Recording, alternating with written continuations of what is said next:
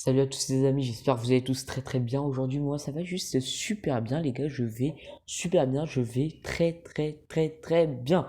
Aujourd'hui, petite vidéo, on est le dimanche 5 septembre 2021 les gars. J'en profite les gars, je suis réveillé, il est 8 heures du mat. Les vidéos à 8 heures du mat, vous connaissez.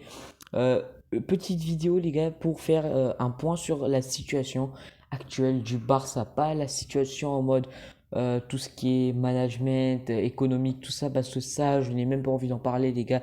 J'en ai marre tout simplement des gens qui me parlent de Johan Laporta, de tout ça, de tout ça. J'en ai ras-le-bol, les gars. C'est pour ça que j'ai même plus envie d'en parler, les gars. Franchement, Johan Laporta, on va pas se mentir, il nous a tous déçus. Euh, Après toutes les promesses qu'il nous avait faites, Messi est quand même parti. Au final, on n'a pas eu non plus un mercato de dingue non plus, les gars. Contrairement au PSG qui, vous le savez, a eu le meilleur mercato pour moi de l'histoire du foot, les gars. Bon, on n'est pas là pour parler du mercato, de tout ça. Aujourd'hui, on est là pour parler du Barça, les gars.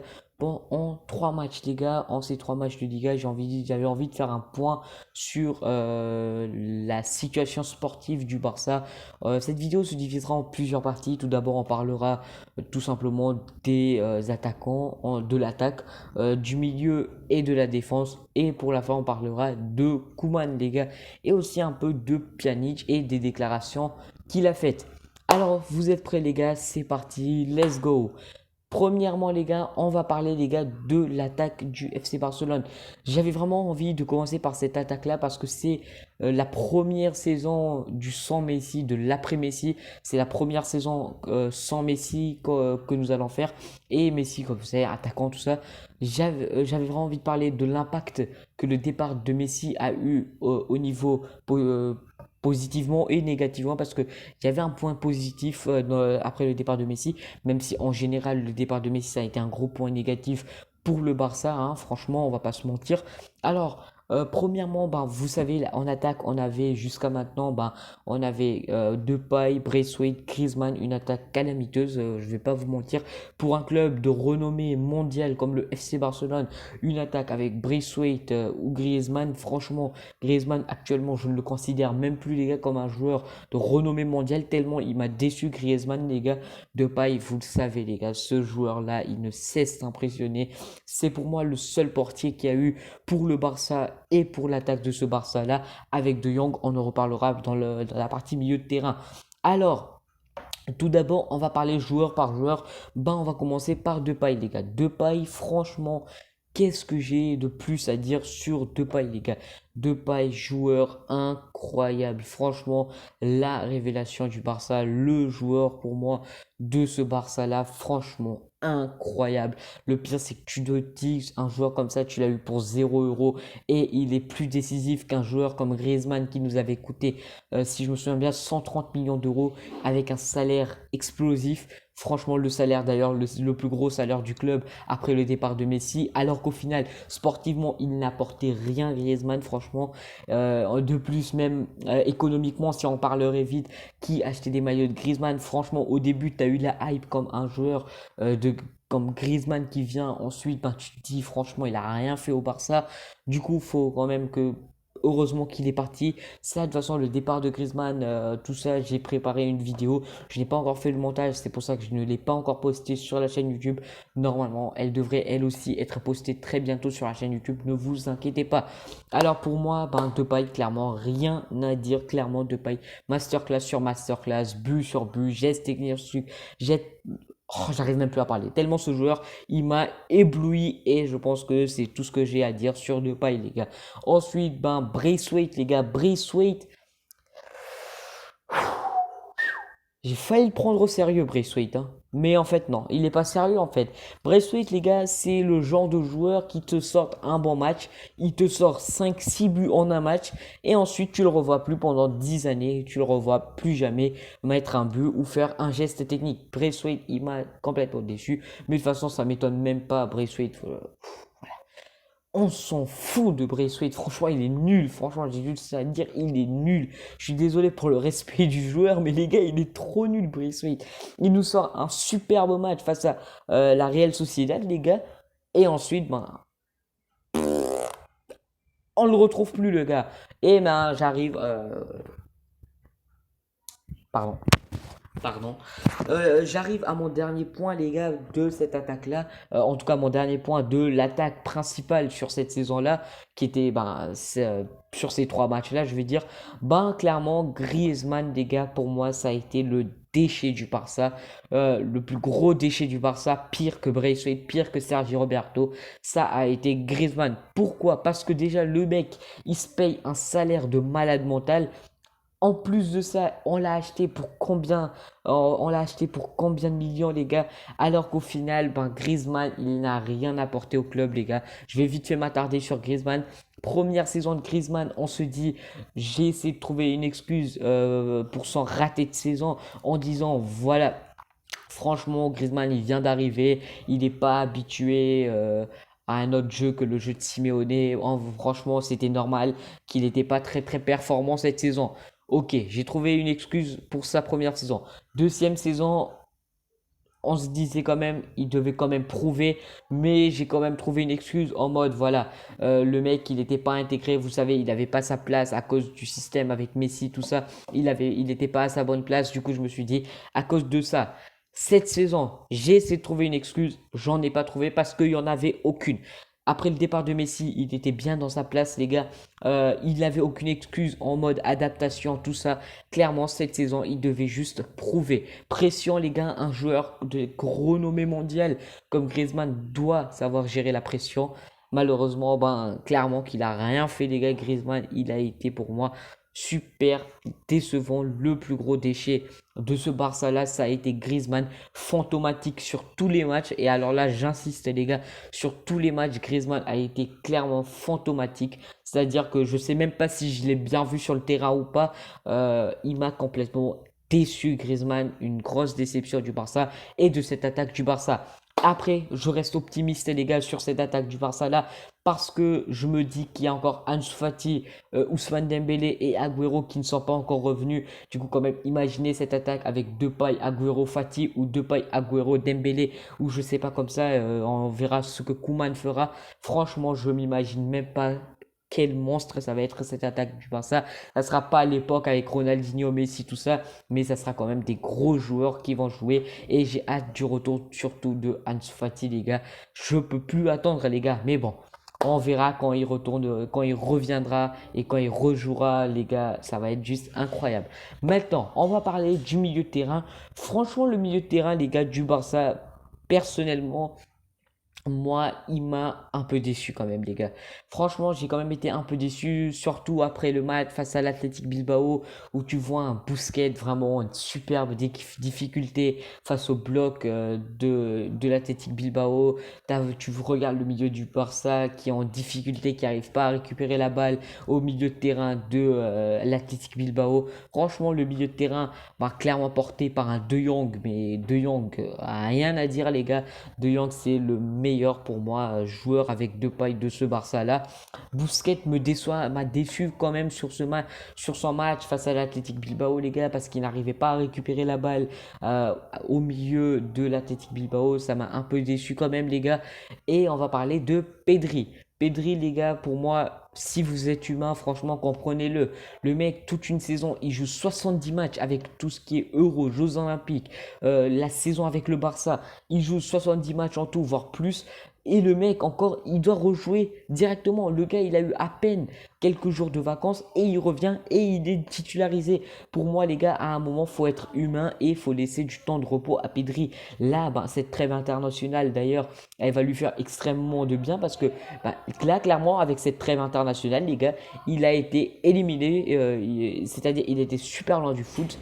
Il a pris des vacances. Voilà, il est en vacances actuellement. Il est complètement éloigné du foot, les gars. Là, c'est juste ses vacances sans repos, les gars. Et je suis sûr, et là, je peux vous donner ma parole, les gars, que Pedri, à son retour, ben, clairement, ça sera un joueur incroyable. Et je n'en doute pas, je l'ai vu à l'Euro, tout ça. En aucun cas, moi, les gars, personnellement, je ne doute des qualités, les gars, énormes de Pedri. Vous verrez, à son retour, ça va être un Pedri incroyable. Et maintenant, on en vient au point noir de cette vidéo, au point dont je n'avais même pas envie d'en parler. C'est la défense calamiteuse décevante du Barça, les gars. Une défense pour moi qui est nulle, franchement, les gars, avec un Piqué. Piqué, je ne sais même pas ce qu'il fait toujours au Barça. S'il aime vraiment le club, les gars, je ne sais pas ce qu'il attend pour partir du Barça. T'as un Jordi Alba qui, on dirait, n'arrive même plus à combiner avec des joueurs. Avant, bah, il combinait avec Messi. Là, on dirait que sans Messi, il arrive même plus à combiner le joueur. Tellement c'est nul, en fait. T'as Dest qui est mauvais, tout simplement, les gars. C'est pas un Dest de la saison dernière. Un Dest pour moi qui était magnifique, franchement, je vais pas vous mentir. Personnellement, je trouvais qu'il était super fort. Pas à tous les matchs, mais à quelques matchs. Il m'impressionnait. Là, il me déçoit à chaque match, les gars. T'as un Araujo qui n'est pas titularisé, les gars, par Koeman. T'as une défense, en fait, pour moi, qui est. Ouais, voilà, une défense qui est nulle, franchement nulle. C'est pas une défense avec les Carles Puyol, avec tous ces joueurs-là, en fait. Là, t'as une défense qui est nulle. T'as un Eric Garcia qui arrive, mais qui n'est pas encore en confiance, qui se confirme pas. T'as un Emerson Royal qui arrive et qui se barre direct.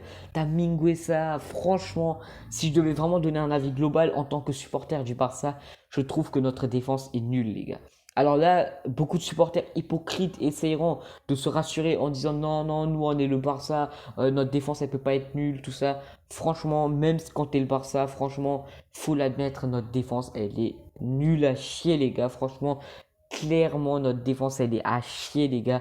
C'est-à-dire que je vais pas faire joueur par joueur, tout ça. Pour moi, 4 buts en 3 matchs, c'est énorme déjà, les gars. On ne devrait pas encaisser autant de buts. Mais au-delà de ça, les gars, tu as des joueurs comme Piqué, Clément Langlais, Samuel Umtiti ou Jordi Alba qui jouent des fois dans cette défense. Alors que c'est des joueurs qui avaient joué lors de la raclée face au Bayern Munich. Vous le savez, le 8-2 face au Bayern, la plus grosse humiliation que nous avons eue en tant que supporter du Barça. C'était ce 8-2 face au Bayern. Et tu te dis que tu as Piqué qui avait joué durant ce match-là. Tu avais Lenglet qui avait joué. Tu avais Jordi Alba qui avait joué. Tu avais Sergi Roberto qui avait joué. C'était 4 titulaires, ces joueurs-là. En fait, rien que de se dire d'avoir Piqué, Clément Lenglet, Sergi Roberto, Jordi Alba actuellement en défense du Barça, tu te dis déjà c'est pas bon en fait, clairement. Au lieu de faire venir, je sais pas, fallait faire venir pour moi, ça sera dans une prochaine vidéo dont je vais en parler du mercato du Barça les gars, parce qu'il faut quand même en parler, ça sera dans une prochaine vidéo, mais rien que de là à parler de la défense, franchement, lorsque tu te dis on a piqué l'anglais, Sergi Roberto, on a Jordi Alba les gars, on peut pas nous prendre au sérieux. T'as des remplaçants comme Araujo qui lui normalement devrait être titularisé. D'après moi les gars, clairement Araujo mérite sa place de titulaire. Peut-être qu'il va pas enchaîner tous les matchs en titulaire, mais quand même faut des fois le titulariser. Et Koeman, je sais pas, on va en parler à la fin de la vidéo de Koeman les gars, parce que je sais pas qu'est-ce qu'il fait Ronald Koeman. Ensuite tu as des joueurs comme Dest qui devraient impressionner mais qui me déçoivent. Franchement Dest me déçoit beaucoup et j'imaginais beaucoup de lui, franchement. J'espère qu'il se remettra. Vous allez me dire, c'est que 3 matchs, mais 3 matchs, c'est déjà énorme, les gars. Dans une Liga où tu te dis, un match peut te faire perdre tellement de points, peut te faire perdre le titre de champion, tout ça. En Liga, c'est comme ça, c'est cette physionomie. Un match, c'est toujours très important, les gars. Du coup, 3 matchs, imaginez-vous à quel point c'est quand même important, les gars, ces 3 matchs-là. On a vu un Barça vraiment en difficulté, une défense qui n'arrive pas à jouer face à des équipes comme l'Athletic Bilbao. Clairement, les gars, on a vu, on concédait occasion sur occasion, les gars, à chaque fois, notre défense se faisait surprendre, les gars, parce que ben, clairement, nos défenseurs sont vieux, les gars. Ils n'arrivent pas à courir derrière des joueurs. Ils n'arrivent clairement pas à arrêter des joueurs comme Inaki Williams ou autres, les gars. Des joueurs rapides qui peuvent se faufiler comme des Vinicius Junior, tout ça. Ils n'arrivent clairement pas à les arrêter. Et ça, c'est un point qui fait très, très peur. Parce que si on a envie d'aller loin en Ligue des Champions, clairement, avec cette défense, moi, je vous garantis même pas les huitièmes de finale qu'on va les passer, les gars. Franchement, les gars, franchement, moi, je vous dis, même les huitièmes de finale, je suis pas sûr qu'on les passera, les gars, avec une défense aussi calamiteuse que ce qu'on a en fait actuellement. On a une défense qui est nulle à chier. Bon, je vais pas m'attarder sur cette défense du Barça. Je pense que tout ce qui regarde les matchs du Barça voit un peu cette défense-là. Tout ce qui ne va pas, ben, je vous ai assez résumé la défense par le mot calamiteuse. Vous ferez un ordre d'idée dans votre tête, les gars, clairement pour vous montrer à quel point cette défense du Barça est juste nulle à chier, je me répète, mais elle est nulle. Maintenant, ben, on va parler, les gars, de Ronald Koeman. Et je vais donner mon avis sincère, les gars, sur Ronald Koeman. Je trouve que maintenant, c'est fini, les gars. Koeman doit partir du Barça, les gars. Pour moi, c'est pas trop tard, les gars. C'est encore le début de la Liga. C'est quelques matchs, voilà, qui vont être importants, mais c'est encore le début. Franchement, moi, je trouve que Koeman doit être licencié. Parce que franchement, les choix de Koeman, franchement, ils sont nuls à chier. Je me répète plusieurs fois, mais les choix de Koeman, vraiment, je comprends pas en fait. Ronald Koeman de ne pas titulariser Ricky Puig, de faire titulariser Pedri alors que le mec il a joué 70 matchs. Franchement, les choix de Koeman, les gars, je sais pas qu'est-ce qu'il a dans sa tête, mais il y a aucune intelligence en fait. Il réfléchit pas, les gars. Il titularise des Piqué au lieu de Araujo des fois. Il fait entrer alors que tu gagnes, je sais pas, 2-1, passe à la Real Sociedad, on gagne 3-0. Il fait rentrer qui? Pas il fait rentrer Monsieur Sergi Roberto, on se prend 2 buts, on se fait une énorme frayeur. Euh, je, Face à Getafe, on gagne 2-1. N'oubliez pas que c'est Getafe. Certes, c'est une équipe actuellement qui joue, mais c'est quand même Getafe. Face à Getafe, qu'est-ce qu'il fait Ronald Koeman? Ben, Ronald Koeman, à 2-1, il fait sortir un attaquant et fait rentrer un défenseur. À quel point c'est immoral, c'est pas logique en fait ce qu'il fait. C'est-à-dire que face à Getafe, se mener 2-1 face à Getafe quand même, et tu fais rentrer un défenseur comme si c'était une équipe comme Liverpool ou Man City, franchement je trouve que les choix de Koeman sont quand même un peu abusifs les gars. Koeman me déçoit énormément et je ferai peut-être une vidéo sur Koeman. N'hésitez pas à me dire en commentaire si vous voulez que je fasse une vidéo sur Koeman et ses choix calamiteux en fait, et sur un potentiel licenciement de Koeman. Bon, bah, c'était tout les gars, c'était tout. Fallait parler voilà, de la situation du Barça actuellement les gars, en ce début de saison, en ces 3 matchs officiels de Liga. Moi, ben, les gars, c'était tout pour cette vidéo. Moi, je vous dis à la prochaine, les gars. Je ne sais pas quand cette vidéo sortira. Ben, normalement, ça doit être le mercredi après-midi. Ben, vous verrez de toute façon. Activez bien la petite cloche de notif. Comme ça, vous connaissez les. De toute façon, vous connaissez les horaires de vidéo si vous avez regardé ma vidéo. Au revoir, les gars. Moi, je vous dis au revoir. Ciao, bye, Cimer.